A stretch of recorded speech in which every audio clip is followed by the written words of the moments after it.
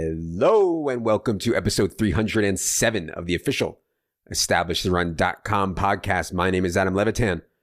As always, joined by Evan Silva. We have a special version of Evan Silva today. It is the official King GPP Bro version of Evan Silva. For those of you who did not see, shout out to Evan, third place in the Game Changer on DraftKings Sunday for a cool 30K. Hashtag how rich. Big congrats, man. How'd you celebrate? What's been going on? Thanks, man. Thanks. And thanks everybody for the kind words. It was fun. It was fun. But yeah, I mean, how did I celebrate? Just dove right into the next slate. Cause we got a month, we got 4 more weeks and no bye weeks. And we got, different slate. We got 2 games on Saturday this week. Of course, one of the first games that I wrote up, of course, was Browns Raiders, and there's a massive Browns outbreak. They're going to be with that. We'll talk about it. Yeah. But the COVID is getting bad. I just gotta stay on the grind. All right. Well, don't give the good people at DraftKings a big Christmas present. Hold on to that 30K. The good people at DraftKings have plenty of money. Yeah. No, I'm too old for that. On today's show and each Tuesday this season, Evan and I go team by team, highlighting the key takeaways we saw from a fantasy perspective the previous week. Before we get into it here, wanted to remind everyone this show is indeed brought to you by our friends at PrizePicks.com. You guys know me. I love the player props. I know a ton of people can't bet them because they're not in a legal state. They're New York or California, Texas, wherever else that you don't have regulated sports betting. PrizePicks is legal and regulated in those states. You can bet their props in parlay form. It is quite soft. If you want to give them a try this week, they have a 100% instant deposit bonus up to $100. Use promo code ETR to get the best deal, or use the link in the show notes. Again, promo code ETR at prizepicks.com.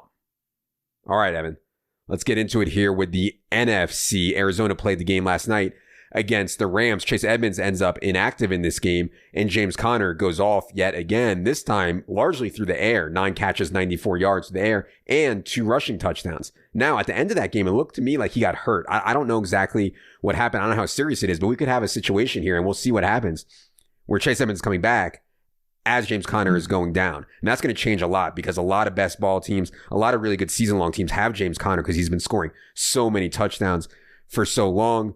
What did you see out of the Cardinals game against the Rams last night? Well, I certainly hope that James Conner avoided injury because that's something that he has done so far this year and had been an impediment for him previously. I mean, people assume that he couldn't stay healthy, period. The league probably assumed that he couldn't stay healthy because he only was able to warrant a 1-year, $1.75 million contract in free agency.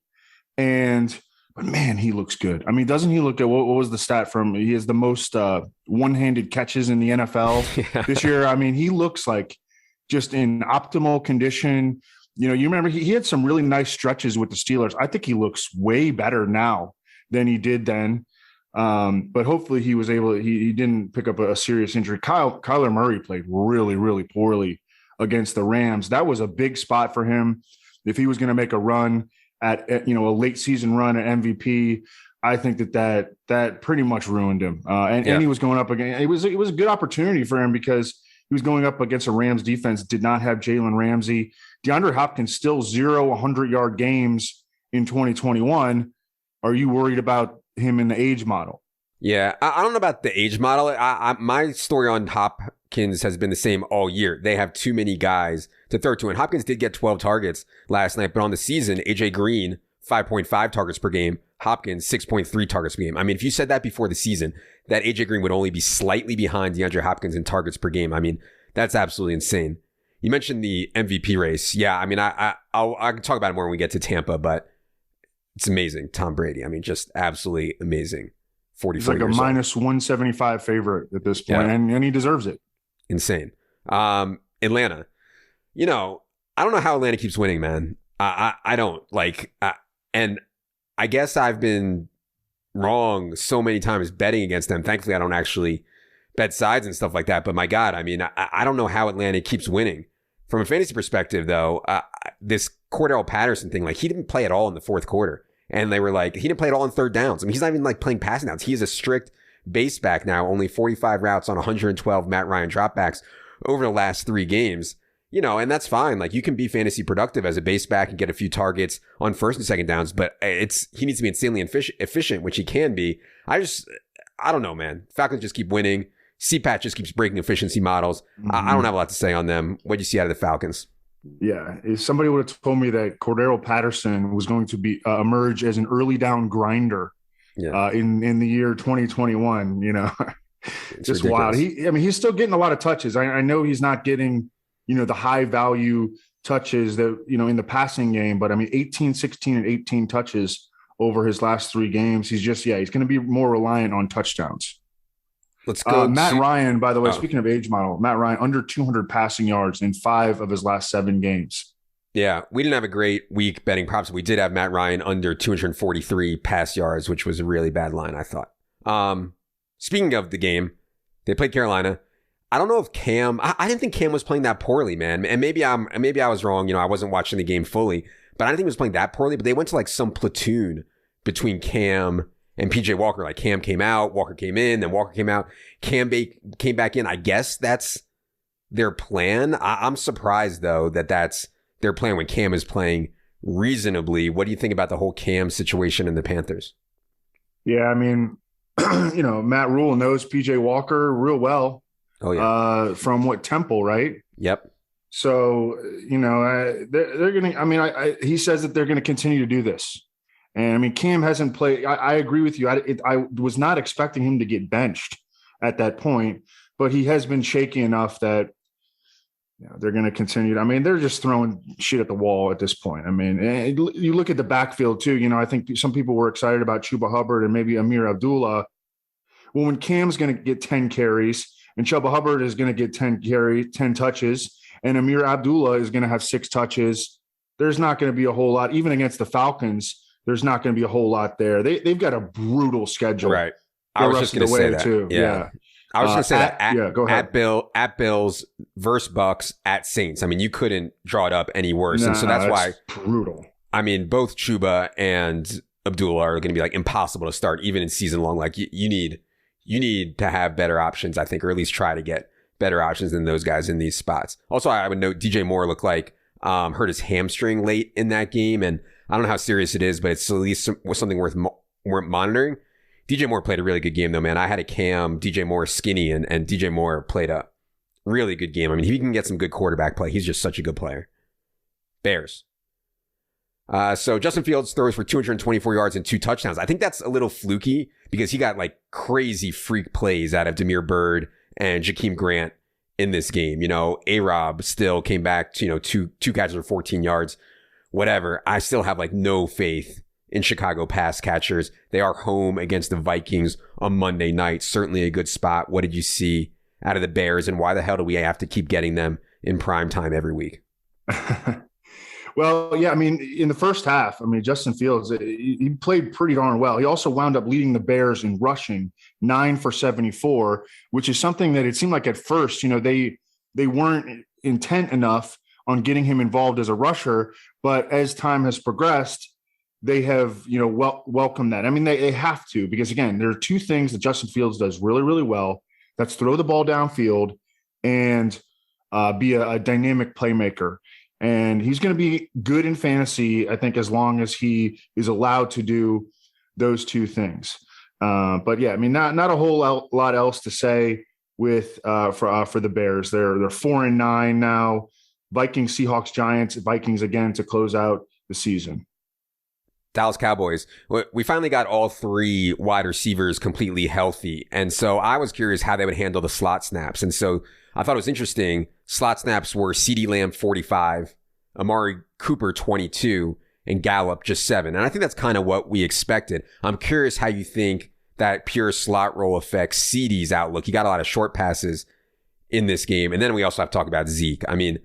I was on Zeke. I played Zeke a bunch on FanDuel where he was cheap. He was on a long week, full practice, no Tony Pollard, and Zeke got out-carried by Corey Clement, 13-12. Zeke has now been under 4 yards per carry for the five straight games. I get that he's hurt, then don't play, man. I mean, I don't know. I don't know what to say. Like, if this wasn't the spot for them to use him a lot, I don't know what it was. Huge NFC East game. So yeah, any thoughts on Zeke and then also the CD slot stuff?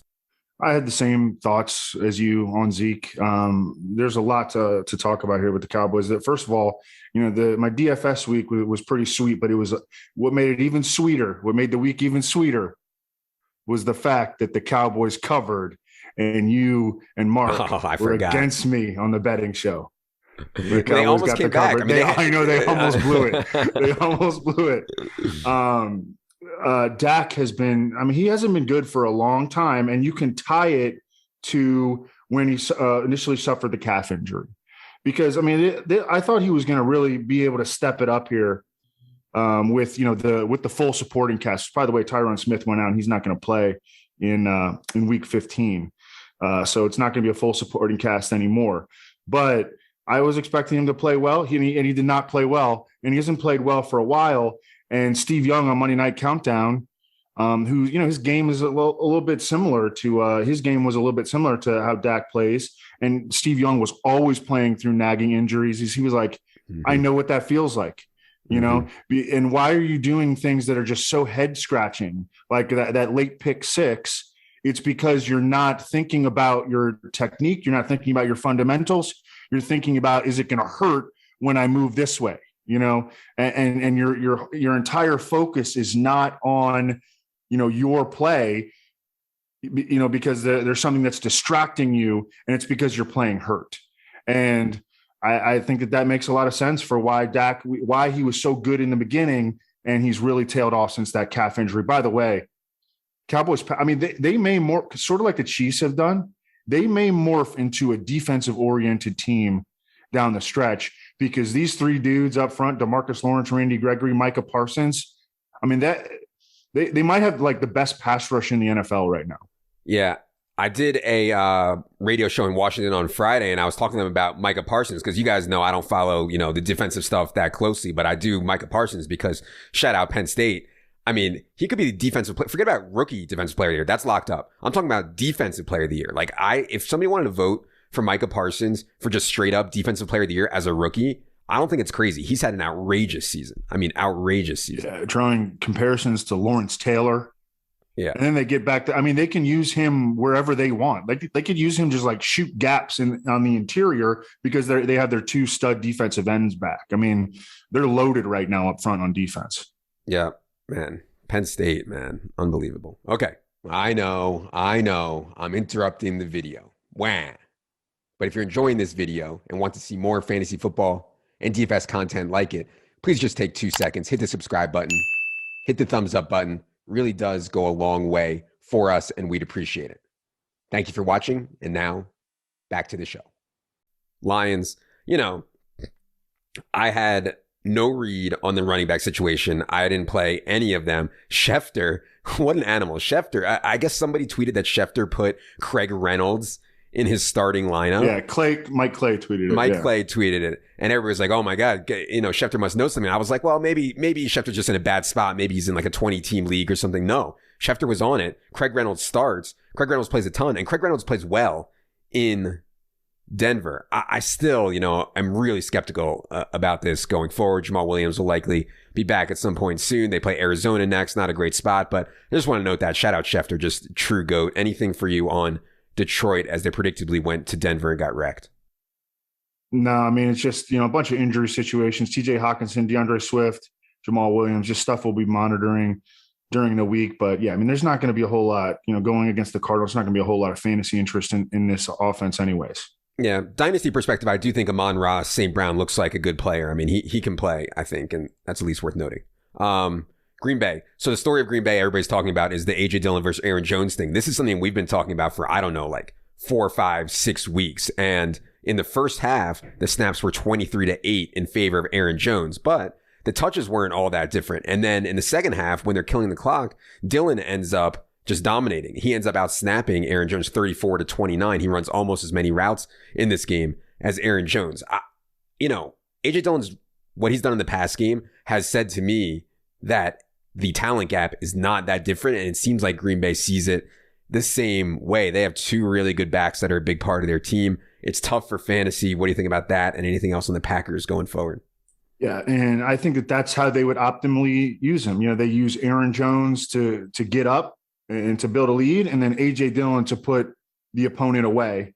In this one, A.J. Dillon had 0 catches, but we know that he can play in the passing game. He's shown that. I think, I got a question from somebody on Twitter late last week, and he was like, I feel like with the touch split in Green Bay, like you can't use either of them. And no, I was like, no, you can use both of them and you can play them together in the same lineup because it's a good offense. It's only a 2-man backfield. And we can do in good offenses, we can handle 2-man backfields. And I think on a regular basis, these guys are going to be between 12 and 17 touches per game apiece. That makes them at worst RB2s. One of the guys probably going to score a touchdown in the game, making them an RB1 on the week. They're both fantasy starters. Like don't get yourself in such a bind that you can't see that both of those guys are fantasy starters. Aaron Rodgers said he suffered a setback with his fractured toe in this game, but man, he's been playing through this toe injury and he's been balling over his last 3 games. 11 touchdowns accounted for, 1 interception, 9 yards per pass attempt. I think he's going to be fine. Packers next, Ravens, Browns, Vikings. And I'll say the reason that they're both viable, to Evan's point, is that they both are so good in the pass game, especially Aaron Jones, but A.J. Dillon as well. And so when you have 2 guys who are good at the goal line and good in the pass game, like you can certainly find room for both. Rams. So the Rams clearly thought Odell was healthier. In their last game, Odell was kind of limited a bit. In this game, he plays almost every snap alongside Cooper Kupp, alongside Van Jefferson. Darrell Henderson did not play in this game, so it was the Sony Michel show again. But I think D. Hendo will be back for a home game against Seattle. Really good spot for the Rams coming up on Sunday. What did you see out of their game against the Cardinals last night? Just a huge win. And, we got the news that Jalen Ramsey was going to be out, and Tyler Higbee and Rob Havenstein, their right tackle. We knew earlier on that Darrell Henderson was going to be out. All these guys with COVID, or at least on the COVID list, and they were still able to pull out that win. That was huge. Odell Beckham looks great. I saw Brian Baldinger who does great like little cut ups. He's like, Odell Beckham is all the way back. Yeah, and I mean he looks awesome out there all of a sudden. And he really hadn't looked like this for 3-4 years, including with that at the end of his Giants tenure and with the Browns. And I mean, he looks great, and he's jumped into a massive role. Cooper Kupp, double-digit targets in 12 of 13 games. And then you look at the schedule that the Rams have going forward. I mean, they could win out. I mean, they got the Seahawks, who aren't very good, the Vikings, who seemingly always find a way to lose, the Ravens, who are just depleted, and then the 49ers at home. The Rams right now 9-4 with a pretty soft stretch run schedule. Yeah, and I do think that obviously Tom Brady is going to win MVP, but one of the things we talked about on this show last week was that if the Rams could beat the Cardinals in this primetime game, maybe Stafford is live. He's still like 14-1. I think it was like 20-1 last week, but if they win out and somehow Brady falters or gets hurt or something like that, 13-4 with Matthew Stafford playing well, I think it is an MVP consideration. Let's go to Minnesota. So Dalvin surprisingly came back for this game. And not only did he come back, but I mean, he absolutely shredded. 77% of the snaps, ran a route on 60% of the Kirk Cousins dropbacks, out-touched Alexander Madison 28-6. And it looked like Dalvin was like in a different gear than everyone else on the field. Really impressive return for Dalvin. And that's why we've had him in the rest of the season top 150, around number 2 overall, number 3 overall all season, because very few players can do what Dalvin does when he's right. KJ Osborne usage was as expected. 29% target share was really high, but I think he can sustain something in the low 20s for sure. Efficiency wasn't there, but he did make the big play. 381. What do you see out of the Vikings game? Yeah, and we're gonna get KJ Osborne. Probably for the rest of the season. I mean, Adam Thielen has a high ankle sprain. That's not an easy injury to recover from. So KJ Osborne, I think, is going to be an every down player, at least for 1 or 2 more weeks. Dalvin Cook. I mean, not only did he did look good, but man, the Vikings opened gaping holes against the Steelers on Thursday Night Football. And you got to remember that the Steelers, they really haven't had Stephon Tuitt up front all year. Tyson Alualu went out early. You can run on them. So, when you see at or versus Pittsburgh on the schedule, like it's not over for your RB. Alexander Mattison went on the COVID list. So I don't know if he's going to play this week. And, that just even further secures Dalvin Cook he's like a legit candidate for 30 touches anytime he's in there. Yeah, Dalvin was great. And to your point, Steelers just weren't ready to play. I mean, that first first half, basically. I mean, they just looked like they were lost. Hangover from the Ravens win they had the week before, perhaps. Saints. So, I regret not being more firm on Kamara. You played Kamara on your team that won the 30K, with no Mark Ingram, facing the Jets, seemingly healthy, 27 out of 33 running back carries for Alvin Kamara, and a 23.8% target share. I mean, absolutely outrageous usage for Alvin Kamara. He doesn't get to play the Jets every week, but still, with that usage, Alvin Kamara is just going to absolutely smash what you see out of him. And Taysom didn't look great, but he did save his day. And that's kind of like, you could say, oh, he got lucky. That's how Taysom does it, man. Like, when you can break off huge runs, like that's just how he does it. So go ahead on the Saints.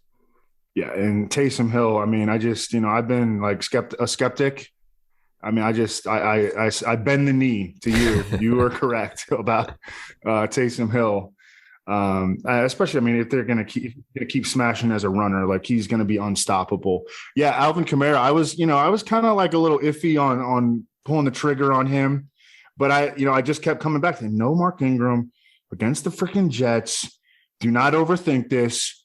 Lock him in, and 31 touches, 145 yards, and a touchdown later. And we're the pockets are a little bit more on swole. Yeah, and I thought it was a coin flip between Eckler and Kamara in this game. We talked about that on Friday. We talked about it again on Sunday. I know projections had Eckler pretty decently ahead, in part due to the Keenan Allen absence. But, you can see, and they were doing straight, like there was concern they were going to do like straight dropbacks to Kamara. Like there were a ton of just straight handoffs. Like no bullshit, no messing around. Taysom, hand the ball to Kamara, period. Giants. I mean, Giants, this is a team similar to the Jets where like things can look good on paper. Like I thought Sterling Shepard looked pretty good on paper. I thought Golladay looked okay on paper. Barkley looked okay on paper. I just couldn't pull the trigger on any of them because like they're the Jets. It just nothing makes sense. And I get that Mike Glennon is in there. I'm not sure it makes a difference if Daniel Jones is in there. Sterling Shepard and Golladay combined for 12 targets, finished with 443-0. Barkley gets a garbage time touchdown, but whatever. They're just such a mess, man. Like things just don't make sense from a talent perspective. What's going on there? Anything for you on the Giants? Nope. And they're going to get shit all over by this Cowboys pass rush in this upcoming game. I mean, they're going to get destroyed. I feel bad for whatever quarterback it's not going to be Daniel Jones, because we know from John Maris Carpenter. So it'll be either Mike Glennon or Jake Fromm. It's going to get ugly. I'm sure that the Cowboys defense is going to be very, very popular and probably pretty expensive this week. Eagles. So I was reading, they say they're going back to Hurts. Obviously, Gardner Minshew, I thought, played a really good game before the bye, but they say if Jalen Hurts is healthy, they will be going back to him. He had the bye week and the week before where he sat out to rest up. So a long time off for Jalen Hurts. Obviously, if Jalen Hurts can't be mobile and run for 50 yards in a game, it's going to be hard to be excited about him. We'll see who they start. I kind of think it'll end up being Hurts, but we'll see. Any thoughts on the Eagles as they come out of their bye home game against the Washington football team? Yeah, Schefter said last night it's going to be Hurts. Okay. So they're expecting him back. So I think that'll be, the plan, and we'll see how he makes it through practice. He was limited before the bye. He was limited. So he at least got some practice reps in each day, but I think they just didn't make the progress. He just didn't make the progress that they sort of hoped. And then bye week, and Schefter says he'll be back this week. Let's go to the San Francisco 49ers. I've been skeptical on playing Debo all year. We talked about this Sunday morning. And now it's even easier to be skeptical than it's been before because he's like, when Eli Mitchell doesn't play, he's basically a running back. And Kittle and Ayuk are playing so well now that it's like, I don't think we can give him a huge target share either. So, I think Debo's fine at like 6,500, 6,800 on DraftKings. He was 8K on Sunday for a guy who saw 3 targets. Over his last 3 games, he has 6 targets and 22 carries. So I think you just need to be really careful about situations you use Debo in going forward. We'll see if Eli Mitchell can get cleared from the concussion. What do you see out of the 49ers? George Kittle is just an absolute monster. I mean, just a freaking monster, man. Actually, I think that, I was in second, like in overtime, in the tournament, and a dude with Kittle caught me because Kittle was just unstoppable. What did he have? Like 142 yards? Yeah, he had like 45 DraftKings points again. Yeah, 40 DraftKings points again. Yeah, over his last 2 games, 22 catches, 332 yards, 3 touchdowns. Also killing as a blocker. Like on the Deebo Samuel touchdown, it was like created by George Kittle. 49ers have 5 wins in their last 7. Now they got the Falcons, the Titans, and the Texans all in a row. I mean, they're gonna go into the playoffs in all likelihood, with a lot of momentum if you believe in that sort of thing. Jeff Wilson has had 2 big chances and kind of blown them both, at least from a fantasy perspective. We'll see again what happens to Eli Mitchell. I think it's something pretty key to watch. Also, I mean, you mentioned George Kittle, so clearly the best tight end in the NFL. Maybe pass catching, maybe, but all around, undoubtedly the best tight end in the NFL. He's so absurd. Yeah. Seattle. So I know I do all the DK Metcalf jokes and people love him and it's funny. I like doing the DK Metcalf jokes, but honestly, he was close to a huge game here, man. He actually had, I think he might have gotten a touchdown called back by penalty. He also had another one where he barely missed it. So, I'm not giving up on DK Metcalf, but I did play him over Tyler Lockett on a team this week. Feels really bad. Also, you need to take a Rashard Penny victory lap. I didn't listen to you.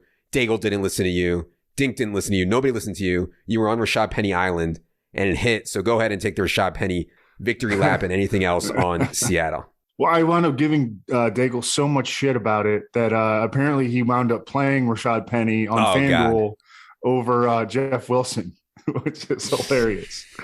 But Penny looked great, man. Well, I thought he looked pretty good the game before.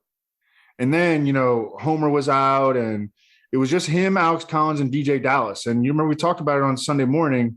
I thought that they had sort of moved on from Alex Collins. Mm-hmm. And DJ Dallas, they really view him as a niche back. And then, I mean, Penny, he had some nice holes. They opened some nice holes for him, but he's got some speed. He's a big back with speed when he's healthy. And he's a former first round pick, and Alex Collins is like a dust ball. I mean, let's be honest. Yeah, he also was an amazing kickoff returner at San Diego State. I mean, he was a legit talent coming out of college. It's just he's been hurt the entire time.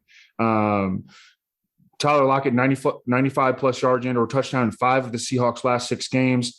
Yeah, you mentioned that DK Metcalf had those, all those near misses in this previous game. In the game before that, in Week 13, he was tackled inside the 5 at the end of a 33-yard catch. I mean, it's not a talent issue. Or I've seen some people say, it might be an injury or something with DK Metcalf. It's not. It's just Russ was playing poorly, and Russ has started to play a lot better lately. On Rashard Penny, I just one more thing. It's exciting. He had a great game. He still only out-carried Alex Collins 16-7, and that was against the Texans. Now, you're going to have efficiency and play volume concerns here as they play the Rams in LA on Sunday. So I don't want to go overboard on Penny, but it was a great spot that Evan found. Obviously against Houston makes a huge, huge, huge difference. 2% owned was Rashard Penny on DraftKings Sunday. Tampa Bay, I don't know what to say on Tampa Bay, man. It's just every week is the same. Brady at 44 years old goes out there and throws the ball on every play and shreds. Lenny goes out there on every play and shreds. It didn't even matter that Gio Bernard hurt his hip. It didn't matter. Lenny was going to have a huge game and play almost every snap regardless. It just is what it is on Tampa at this point. Such a predictably dominant offense. Shout out to Brashad Perriman. All the last place best ball teams got a long touchdown from Brashad Perriman to end that game. What'd you see out of Tampa? That's right. Oh yeah, Perryman. Yeah, I have him in pros versus Joes. I took him when he was on the Lions. I forgot about that. Chris Godwin is on pace for 121 catches. Leonard Fournette touches over his last 3 games: 23, 20, and 24. The Bucks are 10-3, and they could win out. I mean, they get the Saints at home in Tampa, at Carolina, at the Jets versus Carolina. I mean, they could easily end up 14-3. Yeah. And as Evan said, Brady at 44 years old is now minus 175 to win MVP. Last thing we're going to do here today is the Washington football team. Really bad performance. And I mean, I understand that it wasn't great. You know, Heineke hurt his knee. McLaurin got knocked out. But even though the final score looked close, they were like never in this game. They were like never really threatening in this game. It's sad what's happened to Curtis Samuel, man. I mean, they give him $34 million contract. He's been back for 3 weeks. I guess he's still not healthy enough to even play. He only played 14 snaps in a game. They needed him so badly. I mean, their receiving core, their weapon core without Terry McLaurin out there is just a disaster. So sad times for Washington football team. What you see out of them against Dallas? Yeah, and I was with you. I was hoping that they could maybe finish strong. And what was the win total that we took? 8? Yeah, I have 8 flat. Yeah. All right, they still got a shot. They got a shot. I mean, they get the Eagles. Cowboys will be tough. Eagles, Giants. I don't know. We'll see. The initial concerns is Terry McLaurin got concussion. Taylor Heineke is just banged up. Multiple injuries, and then they had to place Jonathan Allen, who's a beast, in the middle on the COVID list, where he would join Montez Sweat, who I think has already been ruled out because he had to sit out 10 days because he's unvaccinated. So he isn't going to play. And then, of course, they already lost Chase Young. So their front line is demolished. Yeah, quite a mess. All right. That is going to do it for this NFC Team by Team podcast. Appreciate you all being here. If you're listening on iTunes or anywhere else podcasts are found, please hit subscribe. Helps us out a lot, and it is free. Same with YouTube. Hit the subscribe button. It is indeed free. We'll let you know when a new video comes up, and helps us out a lot. Help to keep bringing you guys free content. For Evan, for producer Luke, I am Adam. Good luck, everybody.